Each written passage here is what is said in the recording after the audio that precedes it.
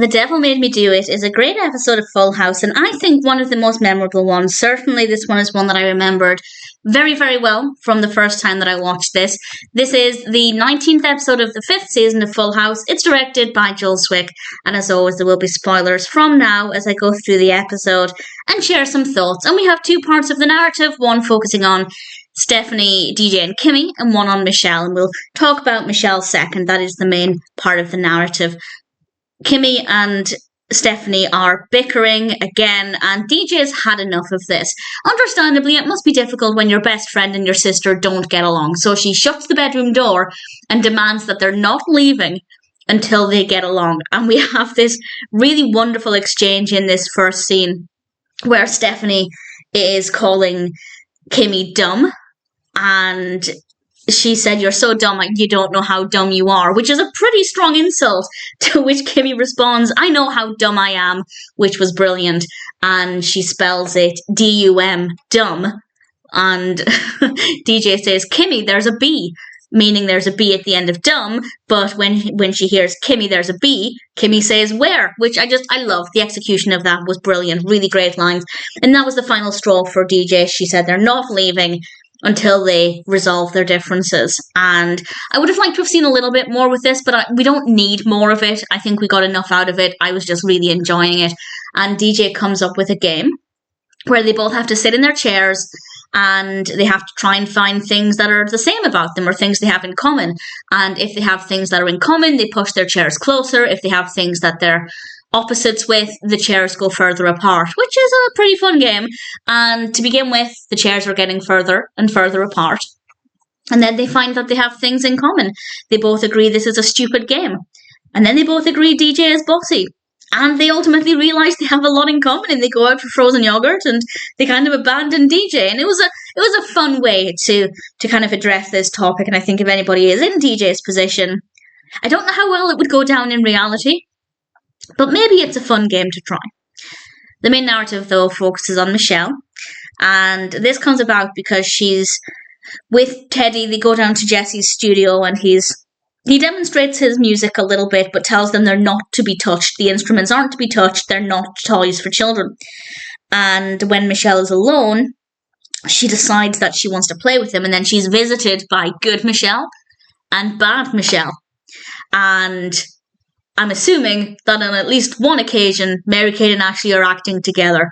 There's obviously some editing going on because all three of them are there together. Good Michelle, bad Michelle, and actual Michelle. But I'm assuming Mary-Kate and Ashley were acting at the same time together, which is something I always love to see in Full House. And unfortunately, bad Michelle wins. And she plays a little bit with the music, and Jesse catches her. And Danny comes down and Michelle tells Jesse, "Don't tell him, he'll get me into trouble." And Jesse, doing the right thing, tells Danny what happened. And Michelle guilt trips him, which I think is worse. Playing with his musical instruments, unacceptable. But guilt tripping somebody, playing with their emotions, it's unforgivable. And she says to Jesse, "I thought I was your little munchkin, but I was wrong. I hope you're happy." And off she goes upstairs. She's grounded. And she's visited by bad Michelle and good Michelle again. And she decides to run away from home. And she doesn't. She goes to live with Teddy.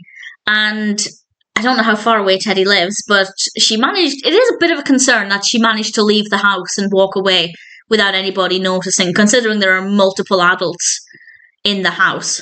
I was going to say the door should be locked at all times, but at the same time, it's probably a fire safety issue to lock a door without giving everybody in the house access to it. I don't know. It's an odd one, but either way, she managed to leave and turned up at Teddy's. And of course, Teddy's parents did the right thing and phoned home, and Danny and Jesse have a plan. And I think they did the right thing as well, because they're putting the power back into Michelle's hands in a way that makes her realise that she did the wrong thing. Instead of saying, "You shouldn't have done that, get back home now," they made her realise it was a bad decision, because they tell her, "Here's your stuff. Running away is not a joke. It's serious. If this is what you want, on you go." And they give her a kiss and they leave. And Michelle realises she didn't want to run away. She didn't want to stay with Teddy. She didn't want to sleep with the dog, which I have to say, I'd quite like to sleep with the adorable doggy. But Michelle realizes that her actions were wrong because of how she's feeling. Whereas if Danny and Jessie said, get home now, she might have pushed back a little bit and said, no, you're horrible to me. I'm not your little munchkin anymore. And I think that was a smart move. And they do ultimately reveal that they were bluffing. I don't know if I agree with that. On the one hand, it is reassuring to Michelle to know that they weren't going to just leave her there. But at the same time, now she knows they're bluffing. If anything like this ever happens again, how can she trust that they're being sincere? Again, that's a bit of an odd one. I don't think there's a right or wrong, but certainly it's a bit awkward if Michelle realizes they're calling her bluff in the future. Obviously, it was a lovely part of the episode, though, to see her wanting to come home and to have... Well, she was visited by good Michelle and bad Michelle again. And also I'm always blown away by how fortunate they were with casting Mary-Kate and Ashley. Because from such a young age, their acting abilities were phenomenal. A lot of children, and this is not a criticism really, but a lot of children of Mary-Kate and Ashley's age at the time in TV shows, they seem like they're acting. It's quite wooden. Understandable. They're very, very young. And with Mary-Kate and Ashley, they are acting. And it's just so incredible. And it's one of the reasons, of course, why they became incredibly successful and why I've adored their careers for the best part of 30 years, about 27, 26 years, I'm not sure exactly. I first saw them in It Takes Two, which came to the UK in 1997, so roughly around there. Either way, the point is, I think they're amazing. I think their performances are always so phenomenal, and the show just got so lucky with all of the casting. Well, I say it's luck. With obviously the older actors, it's all about talent and choosing the right people. But with casting the babies, it's a game of luck, really, whether they're going to grow into children who are good at acting and like to be in front of the camera, or if they're going to need to be recast as they get older. And they struck very, very lucky. And this has to be one of the most memorable episodes. I absolutely love it. The Devil Made Me Do It is, needless to say, a brilliant episode. Any personal highlights from me? Yes, well, obviously, good Michelle and bad Michelle. I just thought they were fabulous, really thoroughly enjoyed those performances. The costumes look great, particularly bad Michelle's. The way the running away from home was handled, I thought was very well done. And DJ saying, Kimmy, there's a bee, and Kimmy saying, where?